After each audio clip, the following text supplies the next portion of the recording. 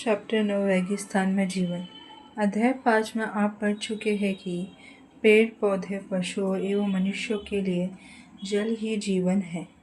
जहाँ पीने के लिए जल न हो, मवेशियों का चराने के लिए घास न हो एवं फसलों के उगाने के लिए जल न हो, ऐसे स्थान पर किसी भी जीव के लिए जीवन कठिन ही होगा। रेगिस्तान शब्दावली। यह एक शुष्क प्रदेश है जिसकी विशेषताएं अत्यधिक उच्च अथवा निम्न तापमान एवं विरल वनस्पति है। अध्याय 5 में आप पढ़ चुके हैं कि पेड़ पौधे पशुओं एवं मनुष्यों के लिए जल ही जीवन है। जहाँ पीने के लिए जल न हो, मवेशियों को चराने के लिए घास न हो एवं फसलों के उगाने के लिए जल न हो, ऐसे स्थान पर किसी भी जीव के लिए जीवन कठिन ही होगा। अब हम विश्व के उन स्थानों के बारे में पढ़ेंगे जहाँ लोग अत्यधिक कष्टकारी तापमान में भी जीना सीख चुके हैं। इनमें कुछ स्थान आगे की तरह गर्म है, कुछ बर्फ की तरह ठंडे हैं। ये विश्व के रेगिस्तान क्षेत्र है। इन क्षेत्रों में कम वर्षा, विरल वनस्पति एवं चरम तापमान होते हैं। तापमान के आधार पर रेगिस्तान गर्म या ठंडे हो सकते हैं। इन स्थानों में जहाँ कहीं भी थोड़ा बहुत जल उपलब्ध होता है, लोग वहाँ कृषि करने के लिए बस जाते हैं। गर्म रेगिस्तान। विश्व एवं अफ्रीका महाद्वीप के मानचित्र को देखिए। उत्तरी अफ्रीका के बड़े भूभाग पर फैले सहारा के रेगिस्तान का पता लगाइए। यह विश्व का सबसे बड़ा रेगिस्तान है। यह लगभग 8.54 लाख वर्ग किलोमीटर के क्षेत्र में फैला हुआ है। क्या आपको याद है कि भारत का क्षेत्रफल 3.2 लाख वर्ग किलोमीटर है? भारत रेगिस्तान 11 देशों से घिरा हुआ है। ये देश है अल्जीरिया, चाद, मिस्र, लीबिया, माली, मैरितानिया, मोरक्को, नाइजर, सूडान, तंजानिया एवं पश्चिम सहारा रेगिस्तान। रेगिस्तान के बारे में सोचते समय आपको मस्तिष्क में तुरंत ही रेत का दृश्य उभरता है, परंतु सहारा मरुस्थल बालू की विशाल परतों से ढका हुआ ही नहीं, वरन वहाँ बजरी के मैदान और नग्न चट्टानी सतह वालों उद्भिद पठार भी पाए जाते हैं। चट्टानी सतह कुछ स्थानों पर 2500 मीटर से भी अधिक ऊंची है।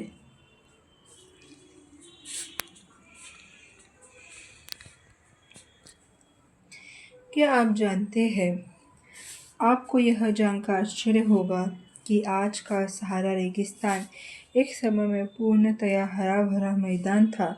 सहारा की गुफाओं से प्राप्त चित्र से ज्ञात होता है कि यहाँ नदियाँ तथा मगर पाए जाते थे। हाथी, शेर, जिराफ, शुतुरमुर्ग, भेड़, पशु तथा बकरियाँ सामान्य जानवर थे, परंतु यहाँ के जलवायु परिवर्तन ने इस बहुत गर्म व शुष्क प्रदेश में बदल दिया। सहारा।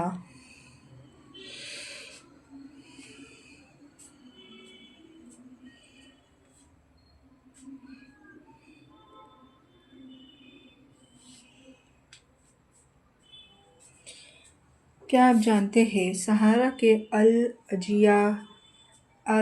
अजीरिया क्षेत्र में, जो त्रिपोल लीबिया के दक्षिण भाग में स्थित है, यहाँ का सबसे अधिक तापमान 1922 में 57.7 डिग्री सेल्सियस दर्ज किया गया था।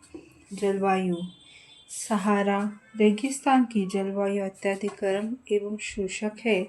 यहाँ की वर्षा ऋतु अल्पकाल के लिए होती है। यहाँ आकाश बादल रहित एवं निर्मल होती है। यहाँ नमी संचय होने के लिए अपेक्षा तेजी से वाष्पति हो जाता है। दिन अविश्वसनीय रूप से गर्म होता है। दिन के समय तापमान 50 डिग्री सेल्सियस से ऊपर पहुंच जाता है, जिससे रेत एवं नग्न चट्टानें अत्यधिक गर्म हो जाता है। इनके ताप का विकिरण होने के से चारों तरफ सब कुछ गर्म हो जाता है। रातें अत्यधिक ठंडी होती है तथा तापमान गिरकर हिमांक बिंदु लगभग 0 डिग्री सेल्सियस तक पहुंच जाता है। वनस्पतियाँ एवं प्राणीजात। सहारा रेगिस्तान की वनस्पतियाँ में कैक्टस, खजूर के पेड़ एवं अकेशिया पाए जाते हैं। यहाँ कुछ स्थानों पर मरुद उद्यान खजूर के पेड़ से घिरे हरित द्वीप पाए जाते हैं। ऊंट, लकड़बग्गा, सियार, लोमड़ी, बिच्छू, सांप की विभिन्न जातियाँ एवं छिपकलियाँ यहाँ के प्रमुख जीव जंतु हैं। क्या आप जानते हैं वैज्ञानिक को तो यहाँ से मछलियाँ के कंकाल भी मिले हैं। आपके अनुसार ये क्या हो सकता है?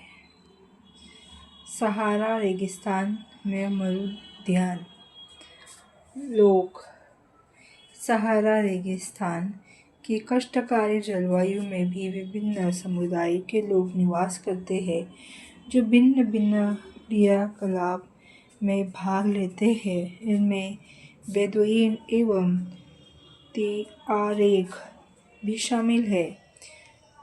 चलवासी जनजाति वाले ये लोग बकरी, भेड़, ऊँट एवं घोड़े जैसे पशुधन को पालते हैं।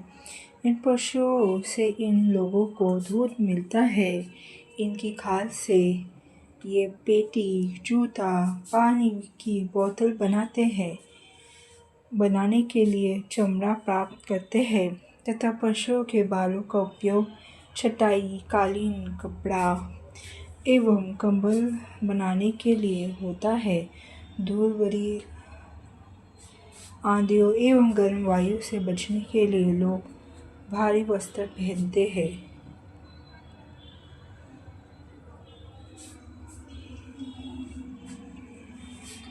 सहारे में मरुद्यान एवं मिस्र में नील घाटी लोगों को निवास में मदद करती है, जहाँ जल की उपलब्धि तथा होने से लोग खजूर के पेड़ उगाते हैं। यहाँ चावल, गेहूँ, जौ एवं सेम जैसी फसलें भी उगाई जाती है। मिस्र में उगाए जाने वाले कपास पूरे विश्व में प्रसिद्ध है।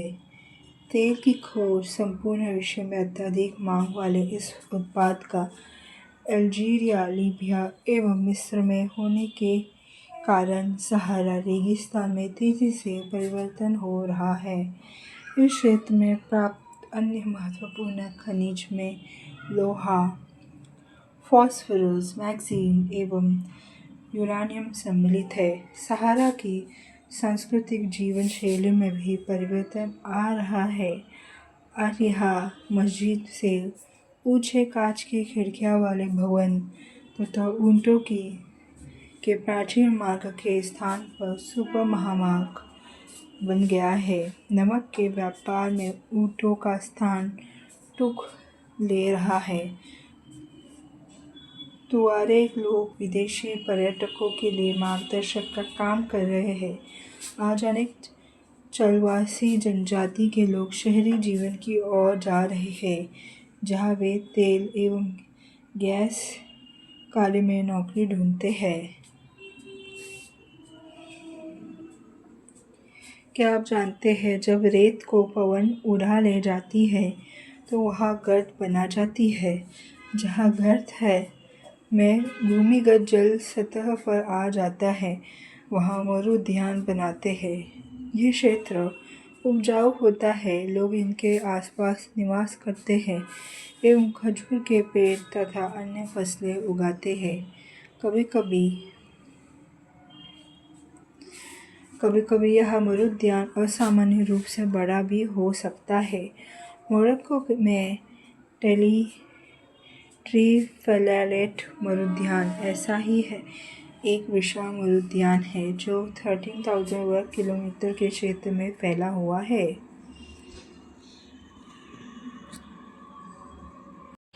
ठंडा रेगिस्तान लद्दाख। लद्दाख शब्द दो शब्दों से बना है। ला का अर्थ है पर्वतीय दर्रा तथा दाख का अर्थ है देश। ठंडा रेगिस्तान लद्दाख जम्मू एवं कश्मीर में पूर्व में बेहद हिमालय में स्थित लद्दाख एक ठंडा रेगिस्तान है। इसके उत्तर में काराकोरम पर्वत श्रेणियाँ एवं दक्षिण में जास्कर पर्वत स्थित है। लद्दाख के से होकर अनेक नदियाँ बहती हैं, जिनमें सिंधु नदी प्रमुख है। ये नदियाँ गहरी घाटियों एवं महाखंड गौड़ का निर्माण करती है। लद्दाख में अनेक हिमनियाँ हैं, जैसे ग्रेगियर हिमानी। लद्दाख की ऊंचाई कारगिल में लगभग 3,000 मीटर से लेकर काराकोरम में 8,000 मीटर से भी अधिक पाई जाती है। अधिक ऊंचाई के कारण यहाँ की जलवायु अत्यधिक शीतल एवं शुष्क होती है। एवं ऊंचाई पर वायु परत पतली होती है, जिससे सूर्य की गर्मी की अत्यधिक तीव्रता महसूस होती है। ग्रीष्म ऋतु में दिन का तापमान 0 डिग्री सेल्सियस से कुछ ही अधिक होती है एवं रात में तापमान 0 से 30 डिग्री सेल्सियस से नीचे चला जाता है। शीत ऋतु में यह बर्फीला ठंडा हो जाता है। तापमान लगभग हर समय 40 डिग्री सेल्सियस से नीचे ही रहता है। चूँकि यह हिमालय के वृष्टि छाया क्षेत्र में स्थित है, अतः यहाँ वर्षा बहुत ही कम होती है। क्या आप जानते हैं पृथ्वी के सबसे ठंडा स्थान में से एक है द्रास, लद्दाख में स्थित है।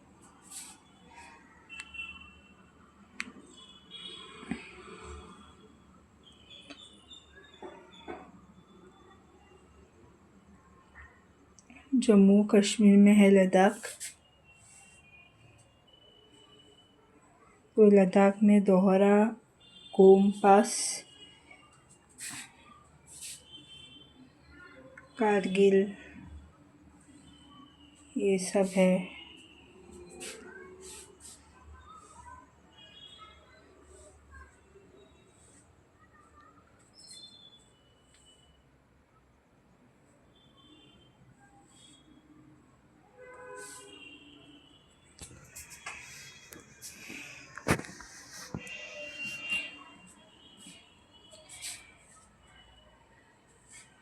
मुश्किल से 10 सेंटीमीटर प्रति वर्षा यह क्षेत्र बर्फीला हवाएं एवं तेज जलाने वाले सूर्य ताप का अनुभव करता है।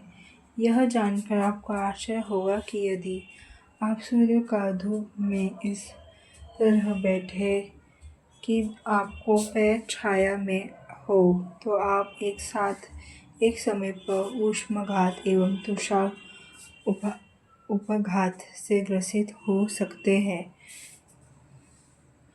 क्या आप जानते हैं लद्दाख का खा फा छान भी कहते हैं, जिसका अर्थ होता है हिमभूमि। वनस्पति एवं प्राणी जात। यहाँ उच्च शुष्कता के कारण वनस्पति विरल है। जहाँ जानवरों के चरने के लिए कहीं कहीं पर ही घास एवं छोटी झाड़ियाँ मिलती है। घाटी में शेरपात, विलो एवं फ्लोर के उपवन देखे जा सकते हैं। ग्रीष्म ऋतु में सेब, खुबानी एवं अखरोट जैसे पेड़ फलित होते हैं। लद्दाख में पक्षियों की विभिन्न प्रजातियां नज़र आती है। इनमें रॉबिन, रेडिस्टॉर्ट, तिब्बती स्नैकॉक, रेवन एवं हुक यहाँ पाए जाने वाले सामान्य पक्षी हैं। इनमें से कुछ प्रवासी पक्षी हैं। लद्दाख के पशुओं में जंगली बकरी, जंगली भेड़, याक एवं विशेष प्रकार के कुत्ते आदि पाए जाते हैं। इन पशुओं को दूध, मांस एवं खाल प्राप्त करने के लिए पाला जाता है। याक के दूध का उपयोग पनीर एवं मक्खन बनाने के लिए होता है। भेड़ एवं बकरी के बालों का उपयोग ऊनी वस्त्र बनाने के लिए किया जाता है। क्या आप जानते हैं चिरू या तिब्बत एंटीलोप एक विलुप्तप्राय जीव है। इसका शिकार शाहतूश नामक इसके ऊन के लिए होता है जो वजन में हल्का एवं अत्यधिक गर्म होता है।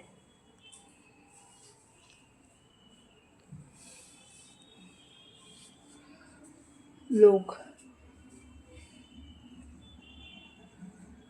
क्या आप जानते हैं क्या आप लद्दाख एवं तिब्बत तथा मध्य एशियाई के निवासियों के बीच कोई समानता पाते हैं। यहाँ के अधिकांश लोग या तो मुसलमान हैं या बौद्ध। वास्तव में लद्दाख क्षेत्र में अनेक बौद्ध मठ अपने पारंपरिक गोपा के साथ स्थित है। कुछ प्रसिद्ध मठ है हेमिस्टिकेस शे एवं लामायुरु। चित्र 10.4। क्या आप जानते हैं क्रिकेट का सबसे अच्छा बल्ला शरपाल विली पेड़ को लकड़ी से बनाया जाता है।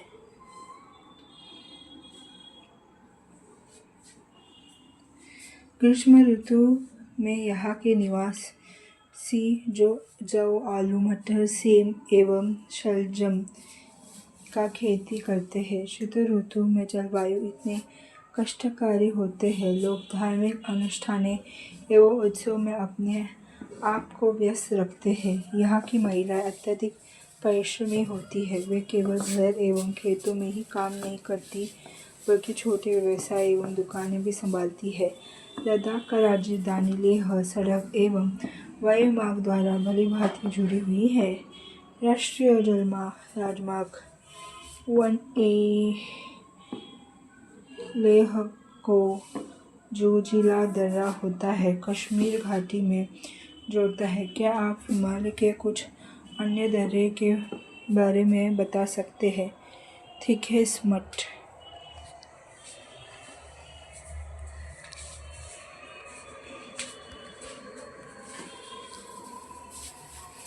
क्या आप जानते हैं मनाली लेह राजमार्ग चारों दर्रे से गुजरता है।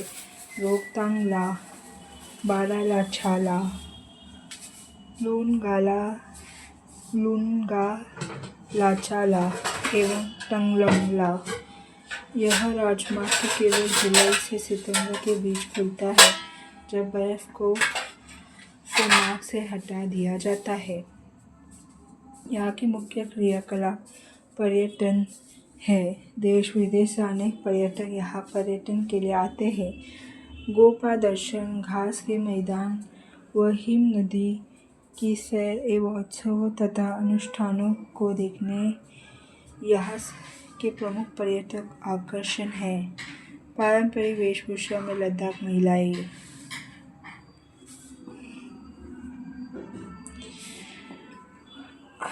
आधुनिकीकरण के फलस्वरूप यहाँ के जनजीवन में परिवर्तन आ रहा है। लद्दाख के लोगों ने शताब्दियों से प्रकृति के साथ समन्वय एवं संतुलन करना सीखा है। जल एवं ईंधन जैसे संसाधनों का कमी के कारण ये आवश्यकता अनुसार एवं मितव्ययित से ही इनका उपयोग करते हैं और कुछ भी व्यर्थ नहीं करते।